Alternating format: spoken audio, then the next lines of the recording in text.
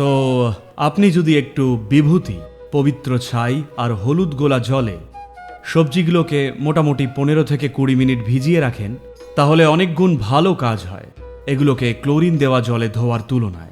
Chlorine জলে ধোয়ার ব্যাপারটা এসেছে মূলত সবজির গায়ে জীবাণু থাকার আশঙ্কা থেকে। আজকে জল বিশুদ্ধ করার অনেক উপায়ই আছে। ভালো হয় জল যাতে এমনভাবে শুদ্ধ করা হয় যে তা যেন রাসায়নিকভাবে বিষাক্ত না হয়। বিভূতি না থাকলে সামান্য নুন আর হলুদ তা দিলেও কাজ করবে। বা আপনি নিমও দিতে পারেন। যদি জল ভরা একটা বালতি নেন, তলাটা নিমে ভর্তি, তাহলে প্রতিদিন ওই একই জলে সবজিগুলো রেখে তুলে নিতে পারেন। তারপর জলটা ঢেকে রাখলেন। পাত্রটা ধাতুর হলে সবচেয়ে ভালো হয়, কাঁচেরও হলে চলতে পারে। প্লাস্টিক না ব্যবহার করাই ভালো।